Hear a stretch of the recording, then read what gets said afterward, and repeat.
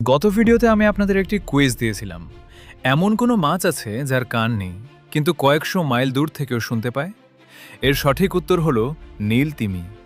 তিমিরা মূলত মাথার হাড় ও চোয়ালের কম্পনের মাধ্যমে শব্দ অনুভব করে। কুইজের উত্তর যারা সঠিক দিয়েছেন তাদের অভিনন্দন। আজ আমরা জানব সমুদ্রের এই রাজার বিদায়ের পরের এক অবিশ্বাস্য গল্প। যখন একটি নীল তিমি মারা যায় তখন তার বিশাল শরীরটি ধীরে ধীরে মহাসাগরের কয়েক হাজার ফুট নিচে তলিয়ে যেতে থাকে। বিজ্ঞানের ভাষায় একে বলা হয় ওয়েল ফল। কিন্তু আপনি কি জানেন, তিমির এই মৃতদেহ সমুদ্রের তলদেশে কয়েক দশক ধরে হাজার হাজার প্রাণীর জীবন বাঁচিয়ে রাখে। তিমির বিশাল শরীর যখন সমুদ্রের গভীরে পৌঁছায় তখন কয়েক ঘন্টার মধ্যেই সেখানে হাঙ্গর ও বিভিন্ন সামুদ্রিক শিকারী প্রাণীরা ভিড় জমায়।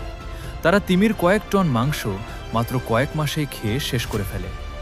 এরপর শুরু হয় আসল জাদু। যখন হাড় ছাড়া আর কিছুই বাকি থাকে না তখন সেখানে আবির্ভাব ঘটে অদ্ভুত সব গভীর সমুদ্রের প্রাণীদের, যারা বছরের পর বছর এই হাড় থেকে পুষ্টি সংগ্রহ করে। এমনকি এক ধরনের অদ্ভুত কৃমি আছে যাদের বলা হয় বোন ইটিং ওয়ার্মস। তারা তিমির শক্ত হাড়গুলোকেও গলিয়ে ফেলে নিজেদের বংশবিস্তার করে। একটি তিমির মৃতদেহ সমুদ্রের এই জনশূন্য মরুভূমিতে প্রায় ৫০ থেকে ১০০ বছর পর্যন্ত একটি বিশাল বড় ইকোসিস্টেম বা খাদ্য ভাণ্ডার হিসেবে কাজ করে। প্রকৃতির কি এক অদ্ভুত নিয়ম, তাই না?